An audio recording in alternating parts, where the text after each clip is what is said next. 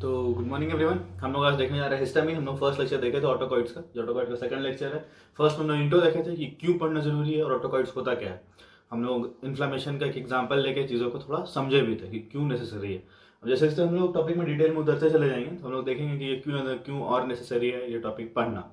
ठीक है, तो हम लोग आज स्टार्ट करेंगे विथ हिस्टामिन। हम जो भी कुछ भी आज पढ़ाएंगे या जो कुछ भी टॉपिक लेक्चर में इंक्लूडेड होगा ये सब रेफरेंस लिया हुआ है के त्रिपाठी से। तो हम उसका जो पीडीएफ फॉर्मेट है के त्रिपाठी का नहीं, चैप्टर वाइज जो है जहाँ से रेफरेंस पढ़ाए हैं उसको हम डिस्क्रिप्शन लिंक में डाल देंगे फॉर स्टडी मटेरियल, तो आप लोग उसे एक बार रीड कर सकते हो, कोई दिक्कत नहीं।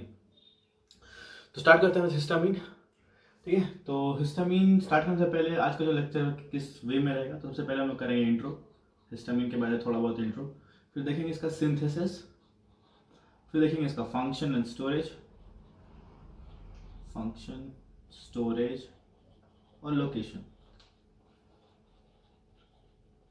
ठीक है, फिर इसका देखेंगे हम लोग एंटीहिस्टामिक ड्रग्स, एंटीहिस्टामिक्स, और इससे पहले ठीक हम लोग देख लेंगे थोड़ा रिसेप्टर्स, ये हिस्टामिन रिसेप्टर्स। ठीक, और फिर लास्ट में एप्लीकेशन। तो आज का हमारे लेक्चर का पूरा रोल ये रहेगा। ठीक, तो हम स्टार्ट करते हैं विथ हिस्टामिन इंट्रो के साथ। तो हिस्टामिन है क्या? तो हिस्टामिन है एक लोकल हार्मोन, जिसे हम लोग फर्स्ट चैप्टर देखे थे, लोकली प्रोड्यूस्ड हार्मोन, इसको ऑटोकॉइड भी बोलते हैं। अब अगर आप हिस्टामिन को ध्यान से देखें तो हिस्टामिन दो वर्ड से जुड़ के बना है, एक हिस्टा एक अमीन। ये पूरा वर्ड दो वर्ड से जुड़ के बना है, एक हिस्टा एक अमीन। हिस्टा, तो हम लोग हिस्टोलॉजी पढ़ते हैं नेट में, तो हिस्टोलॉजी क्या होता है? तो वो होता है स्टडी ऑफ टिश्यू। तो यहाँ हिस्टा क्या सिग्निफाई करता है? टिश्यू। ठीक है, और अमीन क्या होता है? तो अमीन होता है ऑर्गेनिक कंपाउंड।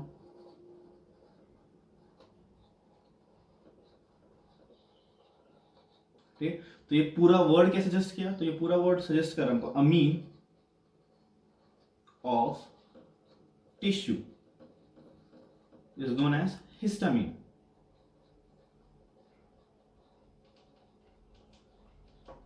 ठीक है, तो एक क्वेश्चन उठता है कि क्या हिस्टामिन केवल हमको टिश्यू में मिलेगा? नहीं, टिश्यू में नहीं मिलेगा, इसका लोकेशन वेरी करता है, बहुत जगह मिलता है अपार्ट फ्रॉम टिश्यू, और फंक्शन भी उस लोकेशन के हिसाब से वेरी करते हैं। तो हम लोग देखेंगे जब हम लोग फंक्शन जो लोकेशन पाएंगे तब। अभी एक जनरल वे के लिए, जो सबसे अभी जनरल वे जो हमको ये वर्ड सिग्निफाई कर रहा है, उसके बेसिस पे हम लोग अमीन ऑफ टिश्यूज को बोलते हैं, क्योंकि टिश्यू में मिलता है, इसलिए इसका नाम है हिस्टामिन। ठीक है, तो ये हो गया हम लोग का इंट्रो।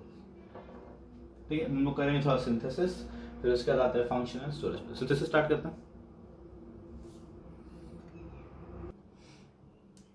तो गाइस हम उसका सिंथेसिस स्टार्ट करते हैं। तो हिस्टामिन जो है वो सिंथेसाइज होता है लोकली सिंथेसाइज होता है from an amino acid histidine. ये सिंथेसाइज होता है from an amino acid histidine. अब अगर आप हिस्टिडीन का स्ट्रक्चर है ये वाला, और ये हिस्टामिन का स्ट्रक्चर है, तो अगर आप हिस्टिडीन और हिस्टामिन को कंपेयर करें तो आपको एक डिफरेंस मिलेगा कि हिस्टामिन में कार्बोक्सिल ग्रुप नहीं है और हिस्टिडीन में कार्बोक्सिल ग्रुप है। ठीक है, तो अगर हमको हिस्टाडीन से हिस्टामिन सिंथेसाइज करना है तो बेसिकली हमको केवल ये ग्रुप को एलिमिनेट करना है, और फिर जो हमको कंपाउंड मिलेगा उसको हम बोलेंगे हिस्टामिन। तो हिस्टिडीन से हिस्टामिन बनाने के लिए हमको कार्बोक्सिल ग्रुप हटाना है, तो हम यहाँ एंजाइम यूज करेंगे डी कार्बोक्सिलेज। ये करेगा क्या? तो ये कार्बोक्सिल ग्रुप को रिमूव करेगा और फिर जो हमको मिलेगा वो है हिस्टामिन।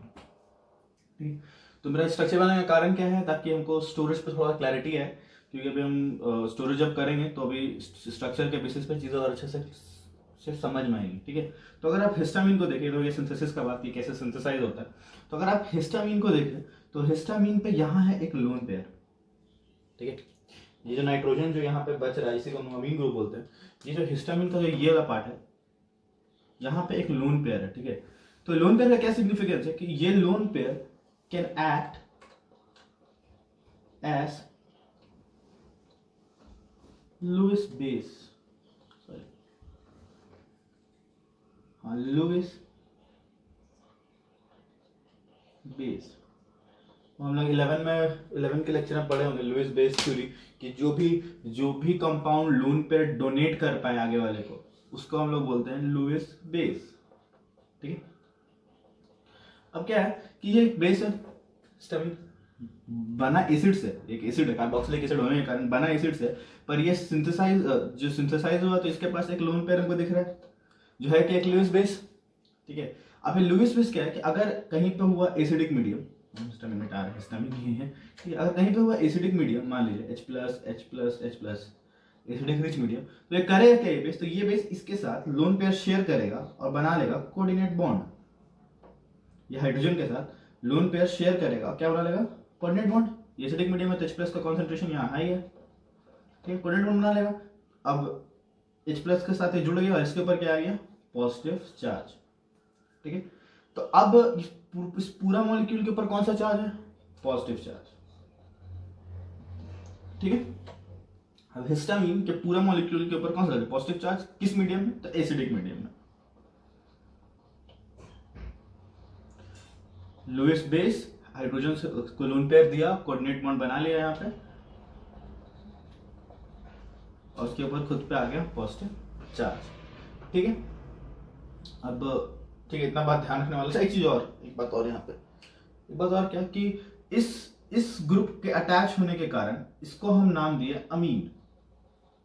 क्या बोले, अमीन। ठीक है, ये जो पूरा पार्ट है ना, ये वाला पार्ट, ये अमीन को छोड़कर रिंग से पहले, इसको हम बोलते हैं इथाइल।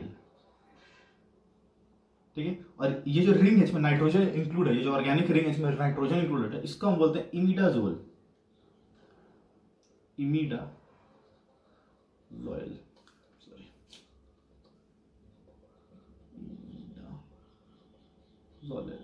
ठीक है, तो इस पूरे रिंग को हम बोलते हैं इमिडाजोलिल इथाइल अमीन रिंग। ठीक है, तो कई बार लोग ना हिस्टामिन के अल्टरनेट पे इस नाम को भी चला लेता है एमसीक्यू में। ठीक है, मतलब क्वेश्चन पूछ लेगा, फिर वहां हिस्टामिन का ऑप्शन देगा, तो ये देगा कि इमिडाजोलिल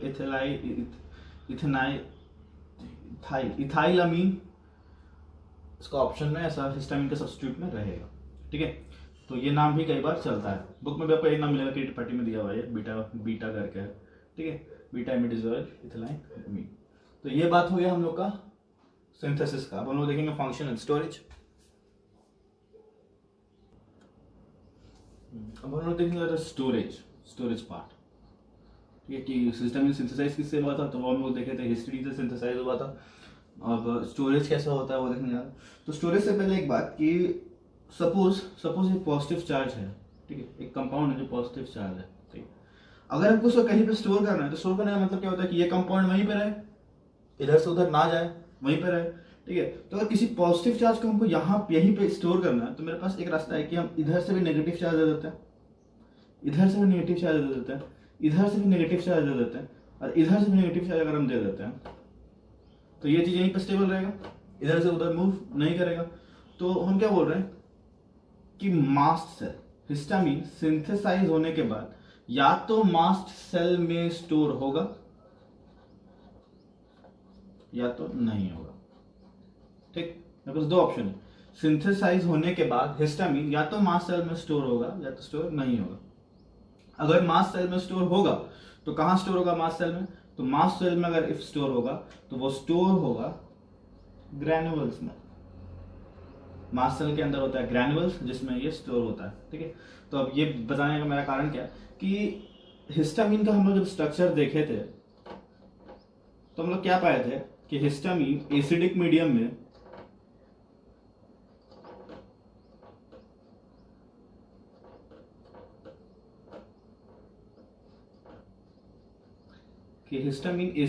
में इसके ऊपर आ जाता है नाइट्रोजन पर आ जाता है पॉजिटिव चार्ज और ये हो जाता है NH3।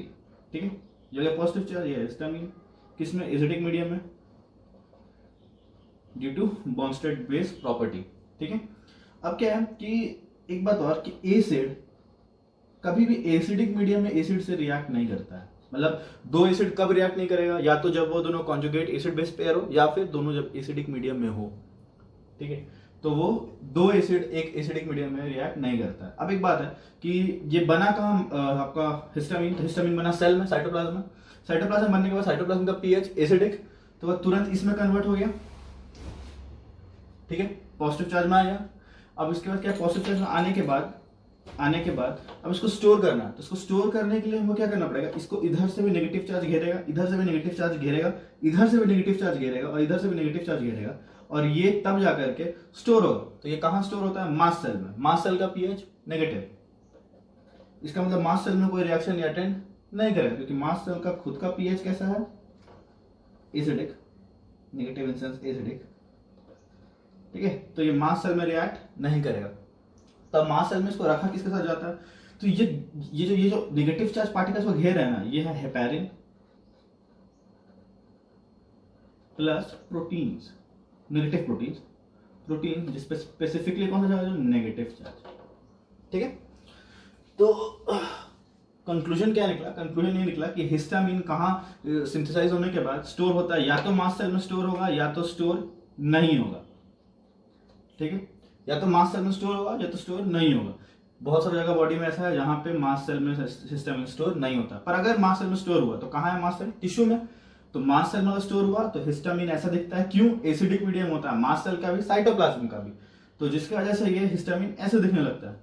तब इसको स्टोर करने के लिए इसको आयनिक इंट्रैक्शन से, आयनिक इंट्रैक्शन के कारण हेपेरिन और नेगेटिव चार्ज प्रोटीन इसको हर तरफ से घेर के अपने अंदर रखेगा। जो हम लोग मास सेल पढ़ते हैं तो मास सेल में बहुत सारा ग्रैन्यूल पढ़ते हैं, ठीक है। तो ग्रैन्यूल में होता क्या है, तो ग्रैन्यूल और कुछ नहीं हुआ, वो यही नेगेटिव चार्ज हेपेरिन है और नेगेटिव चार्ज प्रोटीन है जो हिस्टामिन को घेर के रखता है, पकड़ के रखता है ताकि आप निकले ना बाहर, ठीक है। तो ये हो गया आपका टोटल स्टोरेज के बारे में। अब क्या हुआ कि वो मास सेल में या तो स्टोर होगा या तो स्टोर नहीं होगा, तो हम लोग देखेंगे।